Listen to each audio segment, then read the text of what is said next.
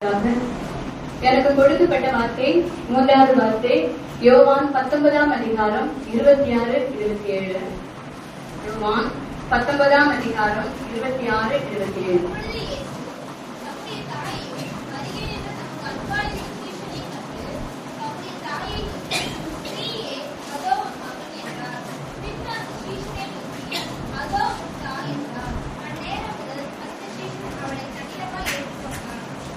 ஒரு நிமிஷம் கண்களை மூடி ஆண்டவரே, அப்பா நமக்கு ஸ்தோத்திரங்க தாவே.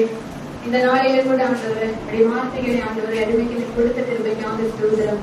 என் வாயின் வார்த்தைகளும் என் இருதயத்தின் தியானமும் இப்படி சமூகத்திலே ரீதியா இருக்கட்டும். அப்பா நீரே கிரியை செய்யுங்க, நான் அல்ல, நீரே பேச வேண்டும். நாமத்தை இதை மகிமைப்படுத்தும் இயேசுவின் நாமத்திற்கு ஆமென். கர்த்தருடைய நாமத்திற்கு மகிமை உண்டாகட்டும்.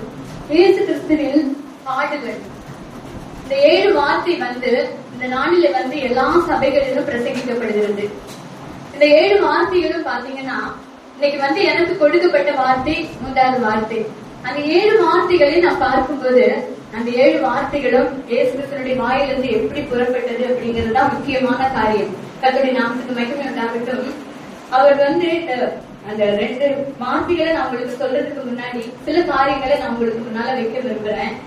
அந்த 26ஆம் வசனத்துல என்ன இயேசு சொன்னார்னா, இயேசு தம்முடைய தாயையும் நமக்கு அன்பா இருந்த ஸ்ரீஷனையும் கண்டார். 2 பேரையும் அவர் சிலுவையில இருந்து பார்த்தார். அதுக்கு ஒரு காரணம் உண்டு. கர்த்தருடைய நாமத்துக்கு ஸ்தோத்திரம். அவர் அந்த கொல்கத்தா மலைக்கு கொண்டு போற வரைக்கும் அவர் பட்ட பாடுகள், எவ்வளவு பாடுகள் தெரியுமா? தன்னுடைய சரீரத்துல அவ்வளவு வேதனைகள். முள்ளினால ஒரு கிரீடம், அண்ணா காய்பாவுக்கு முன்னால போய் நிற்கிறாரு, பிரதான ஆசிரியர் முன்பாக நிற்கிறாரு, ஏரோது முன்பாக நிற்கிறாரு. இன்னும் ஒரு பெரிய ஒரு அலங்கரிப்பு. என்ன அலங்கரிப்புண்டா, ஏரோது ராஜாவிட்ட பிலாத்து முதல்ல அனுப்புறான். அங்க போன உடனே இவர் பேசாம இருந்ததுனால பிலாத்து கிட்ட ஏரோது திருப்பி அனுப்புறான். அப்ப எவ்வளவு அலங்கரிக்கப்பட்டிருப்பார். கர்த்தருடைய நாமத்துக்கு ஸ்தோத்திரம். அவர் சிலுவையில 3 மணி நேரம் இருந்தார். அதுக்கு முன்பாக ஒரு 17 மணி நேரம் அவர் அவருடைய சரீரத்துல ரொம்ப அலங்கரிக்கப்பட்டார் என்று ஆராய்ச்சியாளர்கள் சொல்றாங்க. கர்த்தருடைய நாமத்துக்கு ஸ்தோத்திரம். காரி துப்புனாங்க, இன்னும் கன்னத்துல அடிச்சாங்க. எவ்வளவு வசை சொற்கள் சொல்லணுமோ எல்லாவற்றையும் அவருக்கு நேராக ஜனங்கள் சொன்னாங்க.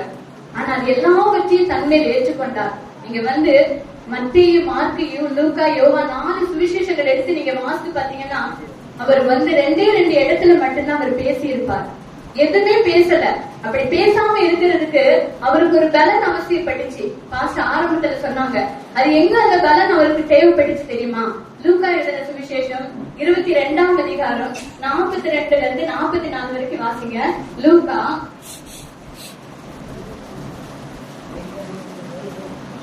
22ஆம் அதிகாரம் 44ல இருந்து 46 வரைக்கும். அவர் மிகவும் வியாகுலப்பட்டு அதிக ஊக்கத்தோட ஜெபம் பண்ணினார்.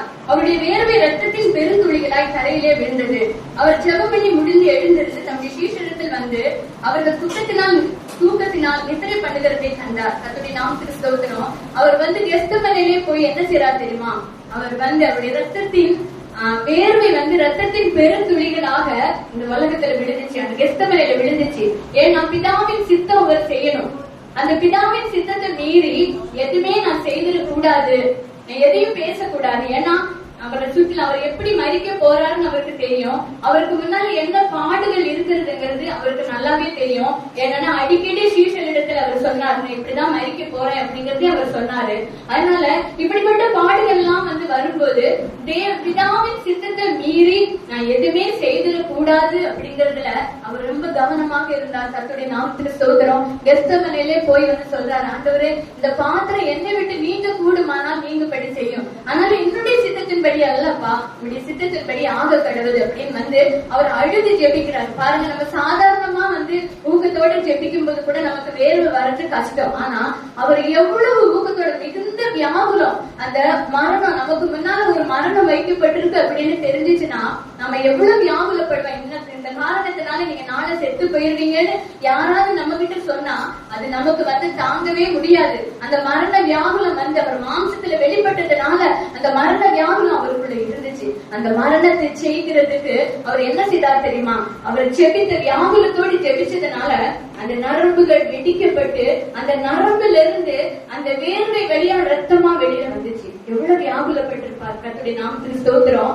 இது எல்லாம் இருந்தாலும் இதெல்லாம் இவ்வளவு பாடுகளையும் ஏற்றுக்கொண்டு அந்த 17 மணி நேரம் அவர் தண்ணியை குடிக்காம தாகமாகவே இருந்திருக்கிறார். அவ்வளவு கஷ்டங்கள். இன்னைக்கு அந்த சிலுவையில இருந்து அவர் ஒன்னே ஒண்ணு பார்த்தார். என்ன தெரியுமா? நிறைய பேர் சுத்தி இருந்தாங்க. நிறைய பேர் சுத்தி இருக்கும்போது அவருடைய பார்வை 2 பேர் மேல் மட்டும்தான் போச்சு. யார் மேலன்னா தன்னுடைய தாய் மேலையும் தன்னுடைய அன்பா இருந்த தன்னுடைய சீஷன் மேலையும். நீங்க ஊழியத்தின் நாட்கள் எடுத்துக்கிட்டீங்கன்னா தன்னுடைய மரியாள் பாத்தீங்கன்னா அவங்களுக்கு புருஷன் இருந்துச்சு, பிள்ளைகள் இருந்தாங்க, எல்லாருமே இருந்தாலும் அவங்க இயேசுவோடு தான் இருந்தாங்க. ஏன்னா அவர் பரிசுத்த ஆவியினால இந்த உலகத்துல அவங்க பெற்று எடுத்ததுனால அவர் தேவனுடைய குமாரன் அவங்களுக்கு தெரியும். அதனால அவரையே அவங்க பின்பற்றி போறாங்க. தானா ஒரு கல்யாண வீட்டுல பாத்தீங்கன்னா அவர் கூட இருக்காங்க. இன்னும் பாத்தீங்கன்னா அவருடைய மரண நேரத்துல அவங்க கூட இருக்காங்க. இன்னும் பாத்தீங்கன்னா இன்னும் ஒரு இடத்துல அவங்க கூட இருப்பாங்க. அவர் சொன்னபடி இருப்பாங்க. பிதாவின் வாக்குத்தத்தம் நிறைவேற நீங்க எருசலேமை விட்டு போகாம காத்திருக்கணும்னு சொல்லும் போது அங்க சீஷர்களோடு கூட அங்கேயே இருக்காங்க இயேசுவின் தாய். பாருங்க, அது பாக்குறார் தேவன் விடாம எல்லாமே இருந்தோம் என்னையே பின்பற்றி வருகிற என்னுடைய தாய். அவர் தாயின்னு சொல்லாருக்கிற அம்மான்னு ஒரு இடத்துல கூட கூப்பிடல. ஏன் தெரியுமா? அம்மானு கூப்பிட்டா பிதாவின் சித்தம் நிறைவேறாது. தேவனுடைய சித்தத்தை அவரால் செய்ய முடியாது. அதனால ஸ்திரீயே ஸ்திரீன்னு தான் எல்லா இடத்துலயும் அவர் சொல்லி இருக்கிறார். கர்த்தருடைய நாமத்துக்கு ஸ்தோத்திரம். சிலுவையில பாக்குறார் என்னையே பின்பற்றி வந்த என்னுடைய தாய். அவங்களுக்கு ஒரு அடைக்கலம் இல்ல இந்த உலகத்துல. எனக்கு அன்பா இருந்த சீஷன், அந்த சீஷனுக்கு ஒரு அடைக்கலம்